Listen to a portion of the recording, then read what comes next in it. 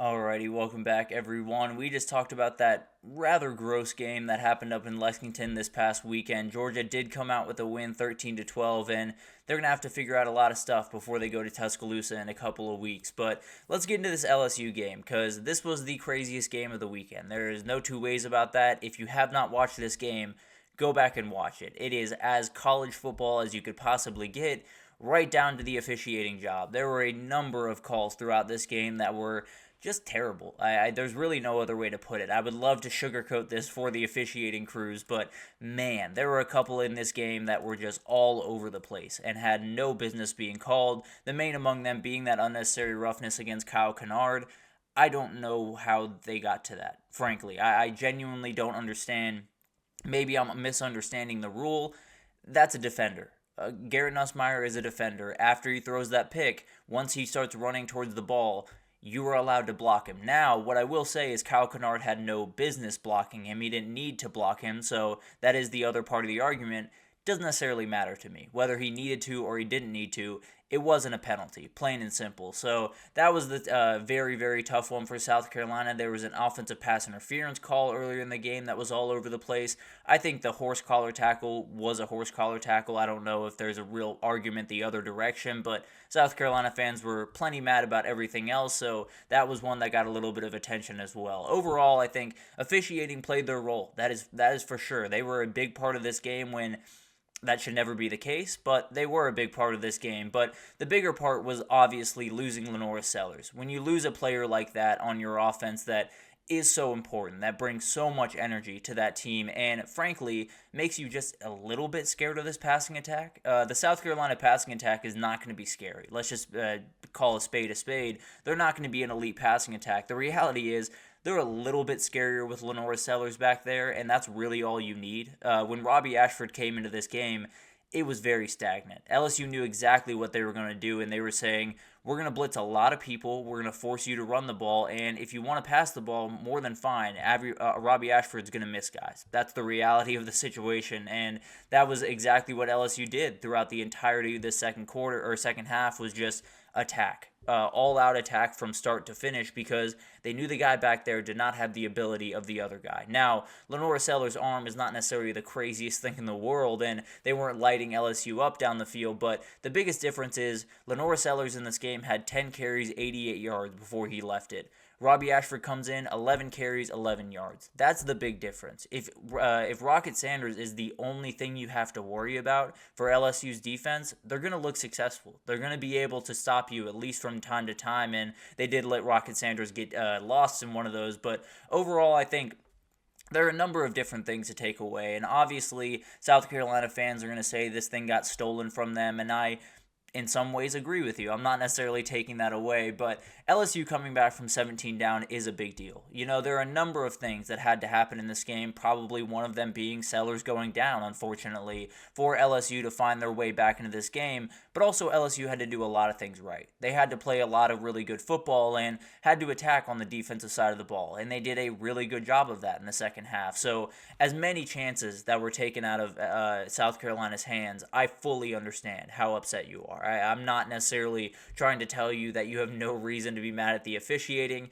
You definitely do. It was an absolute nightmare from start to finish, and something that has to be figured out by the SEC office and really just college football overall. But we can get into that tomorrow. I definitely will want to talk about that tomorrow. But overall, I think a good win for LSU, a devastating loss for South Carolina, but how did LSU get it done? Because a lot of things had to go right, obviously, but I narrowed in on a couple of big-time things here. I think Caden Durham coming in changed this game. Overnight, there was a second where Caden Durham walked onto the field. The next, 2 plays later, touchdown. And then they opened so many different things up where this run game is not scary by any means. You know, Caleb Jackson, Josh Williams, they're solid players.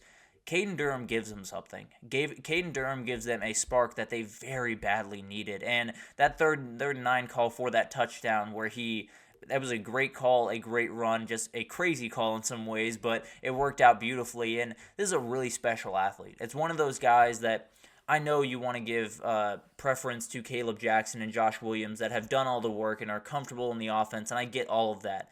The reality is, Sometimes you just need the most athletic kid on the field. Sometimes you just need the kid that is going to create holes for himself and the kid that is going to play as hard as can be because he is a freshman, because he does want to prove himself. So 11 carries, 98 yards, 2 touchdowns in this game. He did everything that they needed him to do, and he was the spark that they very badly needed on the offensive side of the ball. So the freshman came up huge, and they badly need someone to step up in that run game, and maybe it's him, who knows. But the other part was something we've talked about, creating issues in pass rush. After Lenora Sellers went down, it was all about just dialing it up in the second half. It was all about getting after Robbie Ashford, making him beat you with his arm, and if he's not going to do that, then he's not going to win. That's just the reality of Robbie Ashford right about now. So Harold Perkins ended with 3 tackles, 1 tackles for loss.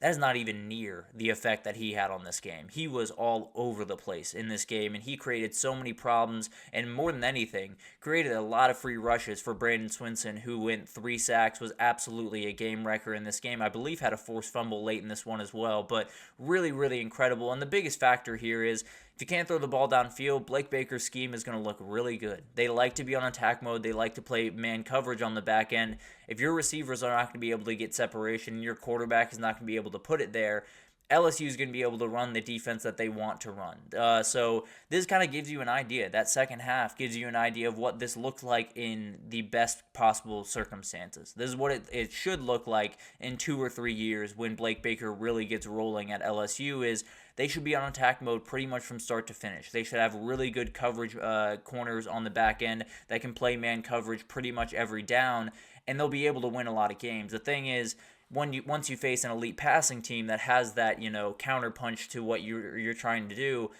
it's going to be really hard to beat those teams. It doesn't mean that they're not moving in the right direction. I think Blake Baker's scheme obviously works. There's enough guys in that room to make it work. The thing is, this was a team that made it look a lot better because of the passing attack that South Carolina has, or lack thereof. It made it a lot easier for LSU to kind of just zero in on that. And then finally, the responding. I think this was something that we've talked about a lot.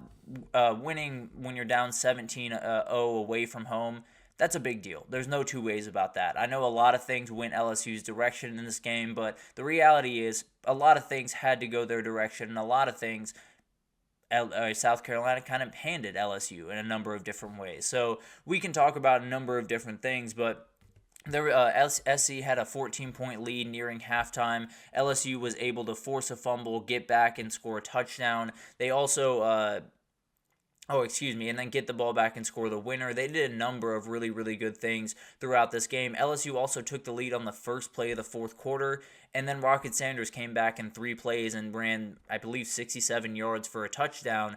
And then they responded right back. So LSU just had enough plays. It was the same thing as Georgia had up in Lexington, where a lot of things went crazy, a lot of things were all over the place, and a lot of things were downright wrong in this game. Don't get me wrong about that, but the reality is I do think this is one of those games where LSU badly needed it. I think South Carolina really wanted it. I think there were a number of things that really went their way or really went LSU's direction that kept them from doing what they wanted to do. But obviously, you got to move forward. You got to figure out what you're going to do. I know the SEC offices are getting just blown up from South Carolina right about now, but at the end of the day, we'll see what happens with it. We'll see if any of those calls are, reversed. It doesn't matter if they're reversed, but maybe it'll make South Carolina fans feel a little bit better. Overall, a very, very frustrating game in a number of different ways depending on the way you were watching it, but at the end of the day, a very fun game, up and down, craziness, college football, all of it was absolutely there. And the only advice I would have for South Carolina is keep your fans in their seats before the game is ended. Just a general rule, whenever a game is within 1 score down the stretch of the game, just stay in your seats. You'll have time to get down to the field. You'll have time to rush the field, I promise you. Just don't tempt fate, because they tried to do that and it did not work, and now a lot of them are getting made fun of. But overall, I think, where do you go from here? This one hurts for South Carolina. It's really hard for me to look at this one as anything less than kind of a nightmare coming out of this weekend. You had a lot of calls go against you. You were coming off a game where you thought you were playing really good football, maybe able to turn some stuff around, do some really good things, and then you get a huge game at home, game days in town. LSU, obviously not necessarily the elite team in the SEC, but they're still LSU. That still carries a lot of weight. and you were able to push them to the limit. You were able to go up 17. You were able to really get elite pass rush against one of the best offensive lines in the country. You were able to do so many great things in this game, and then you just come up short. And now you're sitting there thinking, oh, well, what do we do now? You're 2-1. You still have plenty of games in front of you, but they're not easy games by any means. So it's not like LSU is going to be the toughest game that South Carolina plays. There are plenty coming up, including South Carolina, or Ole Miss coming to South Carolina in a couple of weeks. But overall, I think you got to just regroup and keep it moving. You're a team that's playing relatively good football right now. I don't know that it's going to be all that impressive of a season from South Carolina, but man, this felt like the game where if they were able to win this game, we'd be talking about them totally differently. But as we walk out of it, I have some questions just about what this team can do this upcoming year, not because of what I think this team is, because I really didn't change my opinion too much about South Carolina after this game, but there's so many teams in front of them that are going to play cleaner football than LSU. That's just the reality. So it's hard for me to sit here and say South Carolina can bounce back and make themselves a SEC dark horse, because there's just too many games there. Maybe they can. Maybe that pass rush can get them there. But as of right now, it's just a really terrible loss and a chance that really could have flipped this program on its head pretty quickly. But LSU on the other side, I think when you come out of this game, I don't know if there was anyone that was any more impressed with LSU after this game than they were before. The resiliency was great, and being able to come back from 17 down is a very big deal. There's no two ways about that. But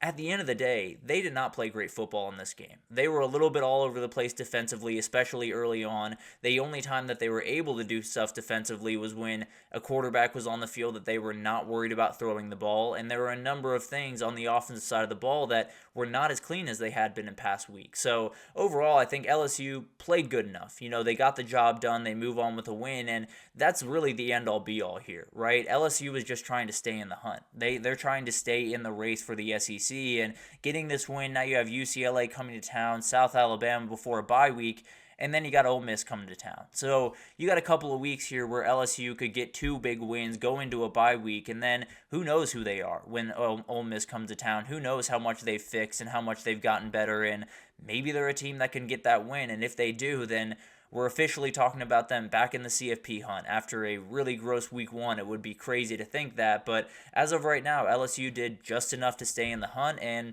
they'll try to do that next week and the week after and see where they land in November. But a crazy game, one of those that a lot was decided by the people that were not wearing the football jerseys, but at the end of the day, that's part of our sport, and I will get into that tomorrow. I have plenty of calls from this past weekend that were just mind-boggling at the end of the day, but for more than anything else, really fun game. LSU gets a big win. South Carolina, still a lot of positives to take away from this game, but definitely one where you feel like you left a lot on the table. Game day in town, LSU in town, your fans fully behind you.